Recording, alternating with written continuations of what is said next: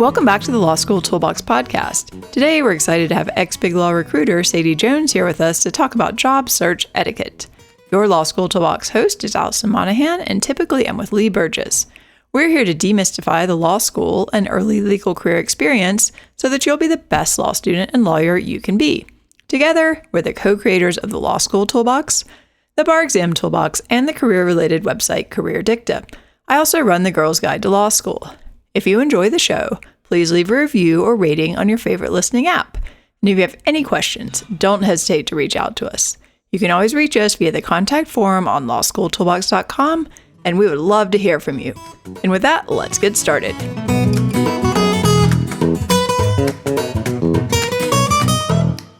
Welcome back to the Law School Toolbox podcast. Today, we're excited to have ex-BigLaw recruiter Sadie Jones here with us to talk about job search etiquette. Welcome, Sadie. Thanks for having me back. Oh, my pleasure. I think this will be a fun one. Well, I'm sure you've seen some bad behavior from applicants while you were working as a BigLaw recruiter. It is one of those jobs. What are some of the most common things that people do during the OCI process that maybe they don't realize are not really great? I do think there are certain things that seem to happen over and over again. And like you said, I'm sure that people don't realize how annoying these things are. Right. And so one of the biggest things is just following up over and over again. And right. I think we've previously talked about, it's fine to follow up once, check on the status of your application after a couple weeks. But right, if you're not the next day. Yeah. And if you're just doing it over and over again, what I can promise all the students out there is no one has forgotten about you. It's just, that isn't how the system works. Right. You're going to get an answer one way or the other. They're going to check that box eventually. Exactly. And so I totally understand that sometimes it takes longer than you want and you really want an answer. Maybe you have another job offer. If you've let them know all of these things, sometimes they're not going to be able to get back to you in the time frame you want, and you just need to accept that and move on. And so it just becomes annoying. And then I think you potentially could lose out on a job offer because they think you're annoying. Right. I think one of the key takeaways from this episode is being annoying is rarely a great option when you're looking for a job. And that it actually matters. You could be a great candidate in lots of ways, but, they're hiring you to be their coworker.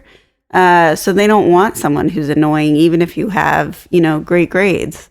Right. I think that is something that happens a lot with people from like really impressive schools. Maybe they have really great grades and they think, well, I'm such a valuable candidate. Like, of course, I can do whatever I want. And like, yes, you have a lot going for you, but at the same time, they're hiring a person. So if you're not the person that anyone wants to be around or work with, that's not a great way to get hired. Exactly. And whoever you're communicating with at the law firm, it's someone that's communicating with people in power. Right. I promise you. And so they, they're a human being, they're interacting with you as a human being, and they're going to pass that along to other people. Right. I think sometimes people don't understand. I mean, at least in my experience, if I did an interview, and, oftentimes you just get called in at the last second. It's not like I had any real background or anything to do this interview, or it's particularly like, important for me to personally do it. But if I did an interview and somebody said something or did something that I didn't like, that was basically probably not going to get them hired if I decided to share that information. Exactly. So I think even these little things that may not seem like such a big deal and they might seem nitpicky, they kind of matter because they add up to like who you are, how aware you are of other people and their time and where you fit in. Right. And the law firm particularly is looking at, could I put this person in front of a client? Would I want them behaving this way with a client? And if the answer to that is no, then they're probably not going to hire you.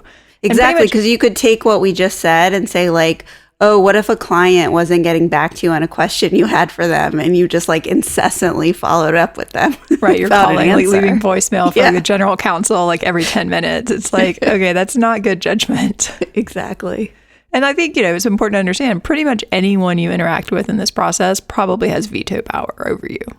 It's really true. I mean, that's been my experience. Mine too. At multiple places. Exactly. Like, I think people don't fully understand that. They think like, oh, well, it only matters if the hiring partner likes me and they're a friend of like my family, so I'm good. It's like, no, that's not the way this works. And especially if you have like a particularly negative experience with someone along the line, that really can just be an absolute, no-go, even if everyone else liked you. Yeah. I think it's just a red flag. And, lawyers are risk averse. They don't want a red flag. Exactly. All right. What else do you see? Also just thanking the person that you're dealing with. So we're talking about, not being annoying, but also being polite. And again, like I was saying, thinking of them as a human being, Right. who's doing something for you. And like, yes, it's their job, but be appreciative and thank them and make them feel like you understand they're a person and, you appreciate it. Yeah, I think that's so key. I just feel like there's no reason to put negativity out in the world. Like maybe, you feel like you should have like gotten something sooner than you got it. There's a nice way to ask about that and a not so nice way. You may as well pick the nice one.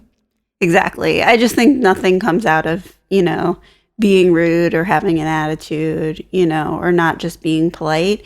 And if you're polite, they're going to appreciate that and probably act better to you, even if maybe they were having a bad day. Right, exactly. I feel like even if you're annoyed about something, there's probably like a more polite way to phrase your request or whatever it is, and you may as well use that. Yeah, and trust me that the HR recruiting people pick up on that kind of attitude real quick. Right, because you deal with a lot of people and some of them are great and some of them are not so great. Exactly. And then along those lines, so usually you'll get the schedule for your interview the day before, and they'll probably tell you that, when they go to schedule it with you.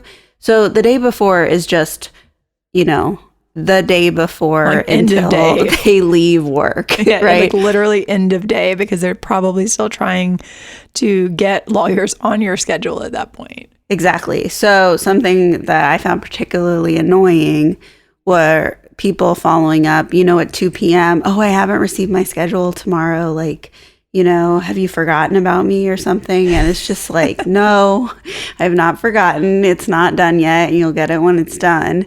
And you're just wasting my time so that I can't get the schedule done. Right. Because just so people understand what you're generally doing at that point is you're trying to figure out like of the people I would like this person to talk to based on their characteristics or their interest or their level or whatever it is. How can I get those people to agree to do this interview based on what they have on their schedule tomorrow, which they may not even know is on their schedule yet for tomorrow? Exactly. And sometimes there are last minute changes. So yeah, you want to look up their bios and do all that. But, worst case scenario, you got the schedule right before and you still should be able to get through the interview. Right. I mean, it's not the end of the world. Obviously, if they send your schedule the morning of the interview, no one really expects you to have like a lot of background on anyone. Exactly. So, just do not bug them about that. That's rude. Yeah. And think about the timing too, because sometimes like if you're interviewing on the West Coast and it's like, you're flying or something, I understand people might want like, oh, I'd love to have this before I fly. That's not what you're going to get probably. So don't worry about it. Yeah. And what I'm sure of is that they have not forgotten. They're not going to not give you a schedule. That's never happened. Right. And that just kind of implies that like the recruiter can't do their job or they're incompetent, which generally not what you want to be implying. Exactly. I mean, it's just not a good look. And I find it really annoying if people would do it like early in the day, Right. Where they haven't even. It's one thing if it's 8 p.m. and you haven't gotten in, you are a little worried. Like I sort of get that, but I definitely wouldn't do that early. So I think that's something to keep in mind. That goes along the lines of everything else, that we've said. Just like let them do their job and wait for them to contact you, like how they said they would. And along those lines, just being flexible. So being flexible if they change, an interviewer on you or something has to go different than you expected. You need to be able to roll with it. You're going to have to do that as a lawyer. Like that's just life. So, that's important. And then, being flexible on the interview timing. So, they'll probably ask when you're available and, you could possibly be flying in for one trip with a bunch of firms. Do your best to give them however many options you have. It's not a great idea to say like, I can do Wednesday the 14th at 2 p.m. Like Right. that's not going to work. And like, if they can't get that together, you won't be able to interview with them. So have options, be flexible, even if it's not like your perfect scenario. Right. And I think if you are flying out, you probably want to like have a lot of this sorted out before you book your ticket. So you're not like, oh, I only have this 1 day and a half. And everyone's like, well, we can't do that. Exactly. And I can tell you that, sometimes flights need to be changed or things like that happen. I did find that rude if people just like didn't like the way it was and you're costing the firm money. So really you should try to make that happen as little as possible. Don't ask for things above and beyond whatever the initial plan was. Yeah. And I think generally speaking, if you are traveling, they're fairly generous to start with. So, exactly. So don't ask for anything more than, it's all, what's nice is there's guidelines on NALP, which we've talked about this as exactly like if you're flying, how many days you get, for how many firms you're seeing or what the, maximum amount of reimbursement are. Do not ever ask for anything outside of that. Don't ask them to pay for things that are above and beyond. Don't ask for some upgrade. Don't ask for them to pay for the movie in the hotel room that you wanted. I've had people do that. Or like the Uber X when you were just supposed to take the regular one. Just don't do any of that. That's not good. Yeah, I remember once I was interviewing in San Francisco and like a friend of mine came over and like hit the mini bar at my hotel and I was like, what are you doing? I'm gonna have to get a separate like receipt for this. I can't submit this for reimbursement. Are you kidding me? Well, it's good you caught that. I know. I literally had the hotel like issue 2 separate receipts. I was like, can you put all of like my actual room service like that's legitimate on one receipt and then I'll pay for this other stuff separately? Because I don't want to submit my friend's like, beer. Well, and some people just try to submit like a credit card receipt, and they're going to need an itemized receipt because there are specific rules about things they can't pay for. So just, be careful. Yeah, just think about what's going on that receipt. And like the hotel will clean this up for you if they need to. Like they know how this works. And if you have to pay for some stuff for yourself, that's okay. Right. If you're watching like porn, you probably shouldn't be submitting that. Exactly. There's some strange stuff that comes up that I think students, haven't thought ahead about. So, be careful. Yeah, I think just, stay within the rules. Like, don't do anything crazy and you'll be fine. But you don't want to be that person that everyone's like, oh my gosh, did you hear what this person tried to get expensed? Yeah, because there are like classic stories that all the recruiters know about crazy, crazy things. And I did have someone one time book a flight and then tell me that they decided they didn't want to see us anymore and we're canceling it. And so we had to pay, I think we had to pay the full price of the flight because it was too late, but obviously we did it. It's better to not waste everyone's time. And then called me back and wanted to rebook it because they changed their mind. And no. It was just like unbelievable that this was real. And we didn't do that because that's just not okay.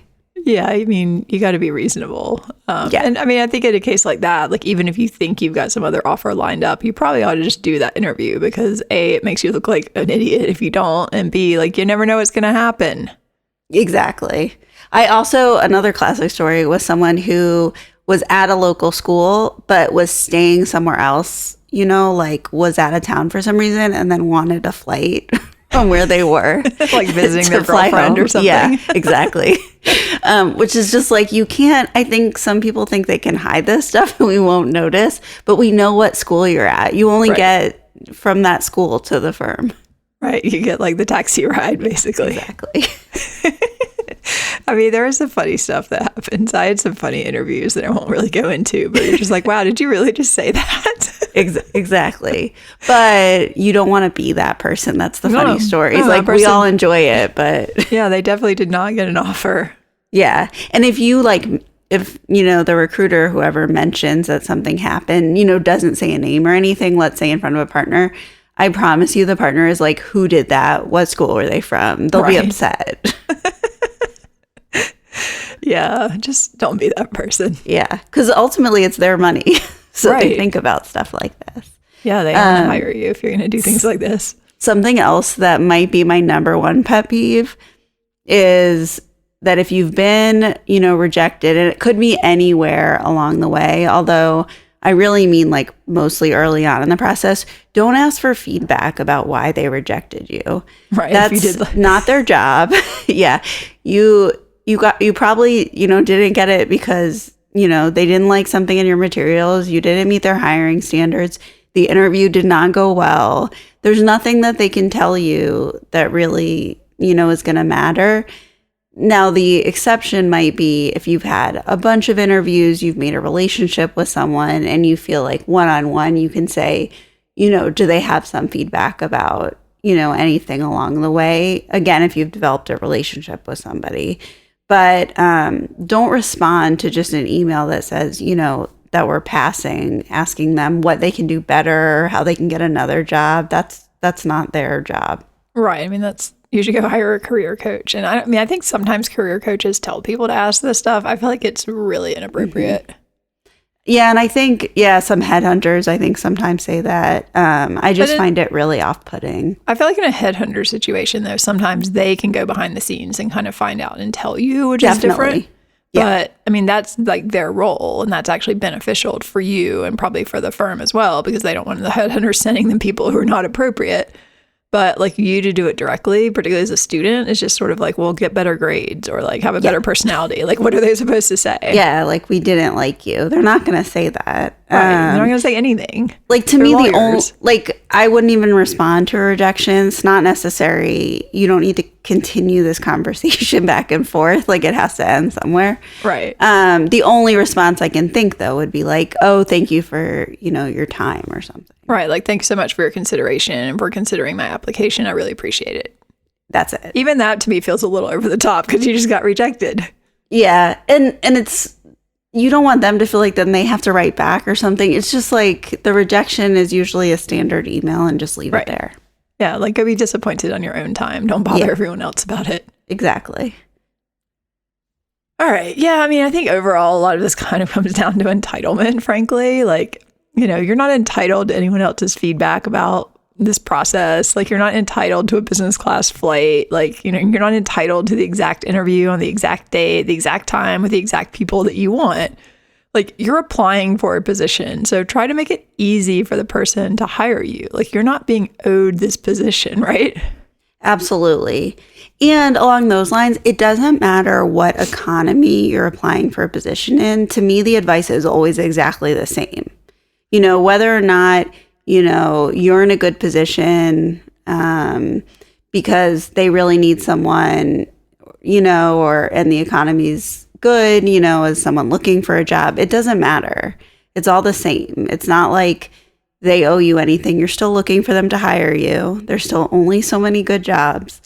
So, to me, the attitude should always be go in, looking for them to hire you. You can ask the questions later once you have a job offer. Right. I think the positions change a little. And along those lines, like whatever they've asked you to do, you should be doing. So if the application said they wanted you to submit certain documents, submit those documents. So submit all the things they asked, not things they didn't ask for, not extra, not longer emails explaining what you're submitting. I don't really like getting those emails with the attachment that are like a separate cover letter. The email is like its own cover letter and then there's a cover letter attached. There is a point where it's too much to read and you just think this person is annoying. Right. And asking a lot of me, to spend time on. So it should all be along the lines of make it easy. So if they've asked you to submit an online job application, it should never be, oh, but I already sent you an email with it. Right. It's like, why is that my problem? Like, they've asked you to do that so they don't need to input it. And so there's nothing else to say. Like, you do it, what they've asked, even if you've sent it twice. And like, if they haven't asked for references, you don't need to include references. That's right. It's like or a writing sample or anything like that. Like, if they want this stuff, they'll ask for it. Right. You can have it prepared and you should submit it if necessary. Right. Yeah. Someone may follow up and be like, oh, could we get this other information? I also think putting stuff in the requested format, people like often underestimate that importance. I mean, particularly for online stuff, if you're submitting it in a certain way, they're probably adding it to some type of like automated system. So it's really important that you actually follow the directions. I totally agree. Just do whatever they said. Read them carefully. Yeah. I mean, part of this is actually like to see if you will follow a process oftentimes. Exactly. And if you won't, then that's also a red flag that you maybe won't follow instructions later. Like, for example, if someone asks you, let's say in a form, to list certain previous experience, what you should never do is say, see my resume attached. Oh, I love that. Yeah, that's all. You're like, really? Like, it's my problem to sort this out? No, it's not. Goodbye. Because it's, we were asking for your resume as well. We understand the difference. Yeah, I think sometimes people don't understand that if an employer is asking for something specific, like say they have a short questionnaire or something they ask you to fill out, that's actually an opportunity. And so if all you do is say, see attached, you're passing up that opportunity. Or you're just trying to get it done as quick as possible, one sentence each and not make it thoughtful, then you might as well not submit it. Yeah, it's kind of like, why bother? Well, that's the thing. If you don't like their process or they're asking for stuff that seems like you don't want to do it, you don't need to apply. Right. Like, that's okay. Yeah, exactly. You can go find something else that's like easier to apply to. Yeah. And along all of these lines of just like following, directions and being clear, whatever email address, phone number, whatever you used when you submitted your application, that's what you should use for everything. So it's very annoying if someone emails you, let's say from a Gmail, and then once they've submitted, they tell you, oh no, I want you to use my school email. That's asking the person to do too much work. Right. Like, why should they have to go in and like figure out how to update your contact information when you submitted your contact information and it was something else? Right. Or they tried to contact you and you're like, oh, I don't check that email. Yeah, you should never do that. Check your spam. Some things go to spam. You're able to look in your spam and make sure that allowed. You can even, if you know where it's coming from, you can add that to your contacts so it won't go into spam. Yeah, and I think that's, there's an argument even to be made for like setting up a completely separate email address that you only use, that's very professional looking, that you only use for applications so that things don't get lost. As a law student, you have a lot going on. You have a lot of emails coming in. You have a lot of things like occupying your time. But this stuff is important. If somebody emails you and says they want to set up an interview, you need to make sure that with like 99.999% likelihood, you are going to see that email in a timely manner. Absolutely. And I really like that idea of, a separate professional email. You can forward emails or set up rules and stuff. There's always a way. To do different tricks like that. But having something that's like just devoted to the job search, I think is a great idea. Yeah, you probably don't want to be like hot99 at like hotmail.com.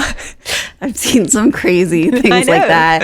And I think sometimes people think they're being funny and it's not funny. It's funny, like we're making fun of you, but not, it doesn't convey like a professional attitude, and that says something. All of these things say something about who you are. Also, don't ask a million questions before you apply. I hate that one. It's just you know what, there's a lot of information on my website. There's a form, like you can read it, you can decide if you want to apply. Like, I don't know what he's going to answer all of your questions. And like, we'll talk about it later if we want to. You can ask all these questions after you've had an interview, during the interview, after you have a job offer. Right. Basically, if we want to talk to you, a lot of these questions will get answered. If we don't want to talk to you, stop wasting everyone's time. And none of this is so complicated. Like, if you don't have the 5 or 10 minutes to submit it, then it's probably not the right position for you. You don't care that much. It's, not asking for that much. So I would say up front, just like, don't even go there unless the question is about submitting the application. There's nothing that you probably really need to know. But even there, like, I'm pretty sure most people have clear instructions about how to submit the application because there's a process. I agree. And, I would always just redirect people to like the career website. That would be the standard answer. And I think when people ask questions beyond that, it's just like all of this is about asking the person at the employer to do work for you. Right. Like that, or that's how it comes across to me. No, I think so. And I think, again, it comes back to this entitlement situation. It's like nobody like nobody's being paid to answer your questions about this at this point. Like, they're being paid to figure out who they want to hire, and you may or may not be that person. And it's different if you're being like actively reached out to, like we were saying, by a headhunter or an internal recruiting person that has like tried to recruit you in that way. That might be a different scenario. You know, they are trying to sell it to you, but that's really not the situation that we're talking about. It's, you know, it's you coming to them to apply for a job. Like, a job exists. You want to apply for that job. You know, need to submit an application to get into the process. That's what we're talking about. And all of that, you know, initial stuff is all you trying to sell yourself to them. Not the other way around. Absolutely. Well, and what we were saying about the email and phone number, I'd also add that everything should line up. So in your cover letter or a job application or questionnaire or whatever it is, if you mention something, it should match on all your other documents. So it should be in your resume or, you know, wherever else you had to put it. You should not be like mentioning a job somewhere and then it doesn't appear somewhere else. That seems weird. If you say that you transferred schools, then that school should be on your resume. I should know where you transferred schools from. Or anything else, you know, that's just like fact-based. It should be everywhere. Because if it's not, it feels like you're either hiding something or you're being lazy. Yeah, I mean, you know, you're dealing with lawyers. Like, we look at the evidence. It's like, okay, well, this person mentioned transferring in their cover letter. There's only one school on their resume. That's weird. I wonder where they transferred from. Like, what are they trying to hide from me, you know? Because I think people don't realize that's the first thing we look at is like, do the dates line up? Do the, you know, like, just all the stuff here. Yeah, exactly. Like, you're not going to like pull one off. So just make it all sloppy. Make sense. Like, if you assume that someone's not trying to pull something off, then it just makes them look sloppy, which is also not a great look. Yeah, none of that is good. It should all match. And, you know, maybe have someone else look at it to make sure they didn't catch, oh, you forgot to put this here. You know, this is the wrong version. Yeah. No, I think that's true. Like, just have everything kind of line up, like nothing weird, you know, make it concise, like respect people's time, recognize people are busy, and just make it as easy as possible. The easier it is, it's just like, you know, it's kind of like writing a law school exam. The easier it is for your professor to find what you're talking about, the easier it is for them to give you points. Here, the easier it is to see if you're the right person, the easier it is to give you an interview. Yeah, I think that people get in their own way, you know, in all of these situations. I agree. Well, let's switch gears a little bit before we're out of time. I think it's really important if somebody put in a good word for you or gave you some type of connection, like even if it's a very loose connection, you know, somebody you know that works at the same company and they don't know the hiring partner, but they send an email saying like, hey, you know, my friend's applying for this, like FYI. I think you want to make sure that you're making that person look good. And people have to understand, like, they invested social capital for you. They put their reputation on the line. So anytime that happens, you want to make sure you're being extra accommodating and like submitting everything really promptly, being extremely polite, and also follow up with a person who helped you out, either with the outcome or at least say thank you. Absolutely. And you're just saying thank you. You're not asking for anything else. Right. You know, you're just appreciating what they did. And I think we've talked about this before, but if there's anything they told you to do, do it.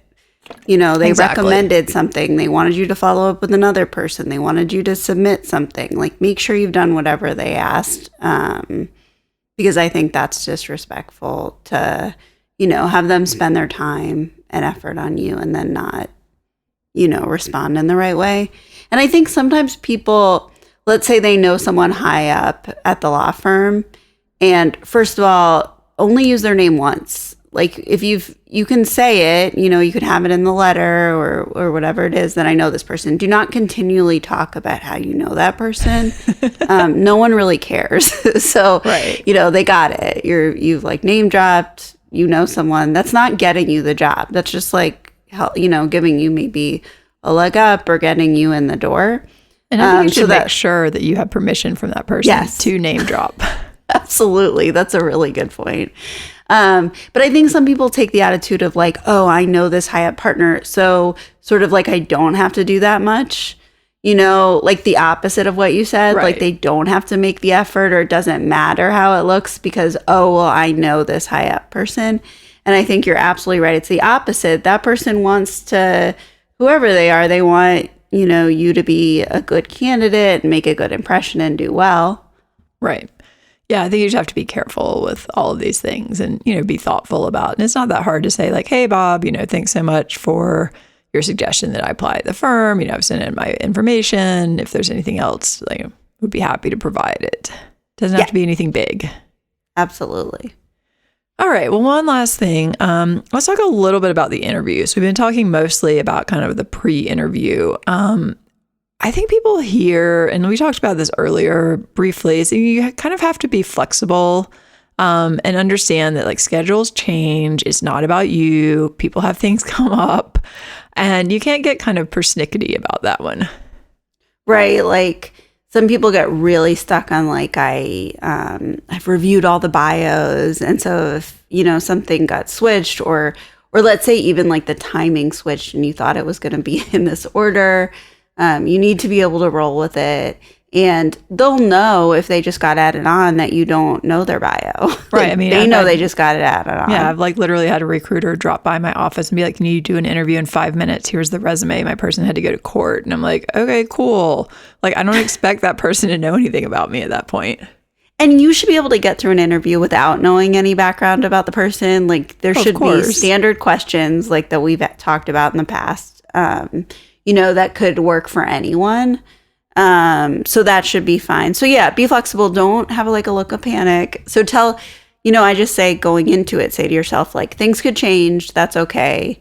And I always suggest that people do some basic research, but not too much. Oh yeah. It can get weird if you think someone's been like stalking you on the internet all night, the night before you interview with them for 20 minutes. And they're like, and I've seen that. Oh, I've seen that exact experience. Yeah. I've had people bring stuff up where I'm like, this is weird. Like you had to go really far down the rabbit hole of the internet to find that out. Which is like, don't even look. So the only places you really should look are just maybe their LinkedIn and their like professional bio, on the website. That's it. Like, don't even go there because you might say something that you forgot was from like their Facebook or something. Yeah, no, I've had to be, I'm like, why do you know that? And why did you say that? Like, or don't say a mutual person that like, there's no way you would have found that out except for stalking. Right. Yeah. I mean, it's one thing if you're like, oh, I was on LinkedIn and I saw that like, 10 people that I know from college. Like, isn't that funny? But even that, I feel like is a little weird.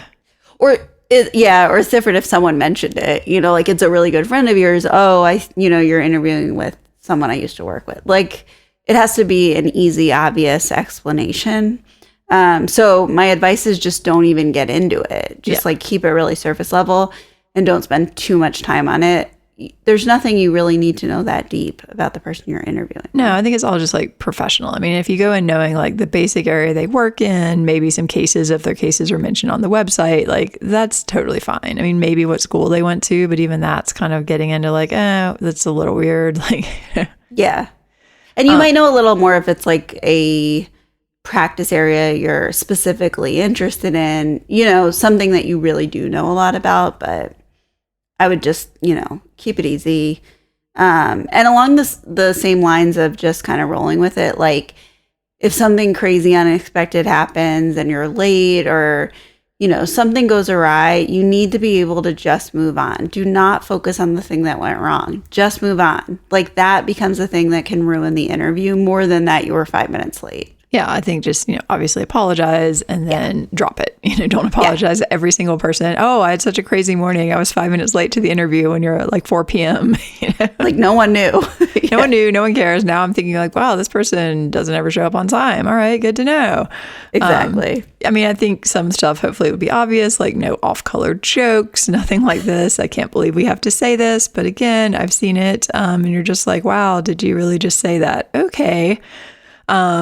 You need to be polite to everyone, like the receptionist, anyone you encounter. Like we said, almost certainly this person has veto power. Like you may not realize that, but like secretaries or someone that you meet may have been at the firm for 20 or 30 years and actually have more power than an associate does.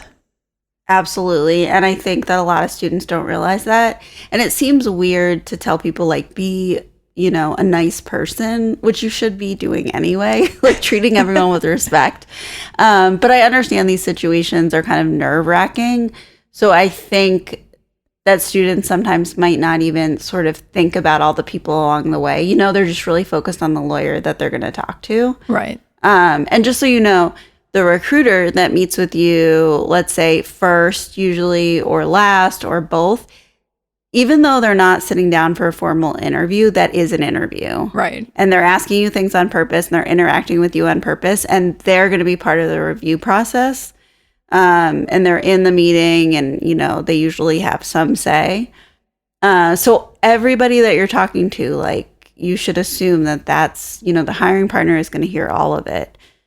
So exactly, just, be polite, kind of, I would go out of your way actually with everybody to just make sure they, know that you're treating them with respect. Yeah, be on your very best behavior. And on the recruiter thing, I think we've talked before about thank you notes. So I don't want to belabor that. Probably not necessary. If you do them, make sure they're perfect. But I do think it's nice to at least send like a thank you email to the person who set up your schedule and all of that. And I think that's totally sufficient. What do you think? I totally agree. In like almost 15 years of doing it, I probably only got like a handful or two of thank yous ever. And I remember them. Sometimes they were handwritten cards. Sometimes they were emails, either way. And so it actually surprises me that it was that unusual. So even though I think I've said before, I'm sort of kind of err on the no on thank you notes generally, I'm a definite yes on thank you notes to the person who did your schedule or who you were interacting with at the firm.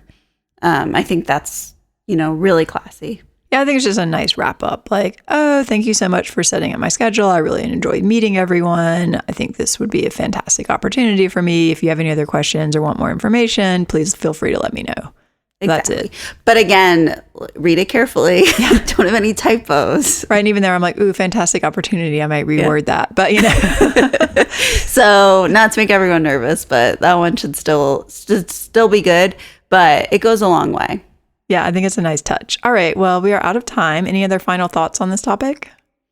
My final thought is basically make it as easy as possible for the person that needs to process all of this. Definitely. So if you need to spend a few extra minutes to save them some extra minutes, that's what you should do. And I think, if you have a question where you can find the answer another way, don't ask them. Like, find it another way. Save it till later. Or think about whether it's like absolutely necessary that you have that information. Exactly. So I just think everything should be concise, well done, follows directions, apologize if there's an issue, be polite, and feel proud of the way you're acting. Yeah, I think people should understand, particularly if they're applying for a large law firm, there is a process here. And so you can just kind of feel confident that like once you get on that process, like the train's going to keep moving. You're probably not having an issue that they've never thought about before. I mean, maybe you are, but probably not. So just kind of like relax and like go with the process and assume that at some point, like you'll probably find out who you're going to talk to. And one more thing, in the same way I was saying that doing something wrong could kind of, lose you the job, doing something right can actually get you the job. So obviously, you need to have the qualifications to get through the interview process. But I can tell you that a lot of people, saying they really liked someone or they appreciated X, Y, or Z, that actually matters. Oh, for sure. I mean, if everybody's like, wow, this person was great, I really enjoyed talking with them. That's going to go a long way. I mean, it's not going to get you hired if like your grades aren't there, but you probably wouldn't have gotten the interview if your grades weren't there. Exactly. So just be that person. Yeah, be nice, be polite. All right. Well, thank you so much for joining us. Thanks for having me. My pleasure. With that, we are out of time. For more career help and the opportunity to work one-on-one with us, check out careerdicta.com. If you enjoyed this episode of the Law School Toolbox podcast, please take a second to leave a review or rating on your favorite listening app. We would really appreciate it. And be sure to subscribe so you don't miss anything. If you have any questions or comments, please don't hesitate to reach out to Lee or Alison at lee@lawschooltoolbox.com or allison@lawschooltoolbox.com, or you can always contact us via our website contact form at lawschooltoolbox.com. Thanks for listening, and we'll talk soon.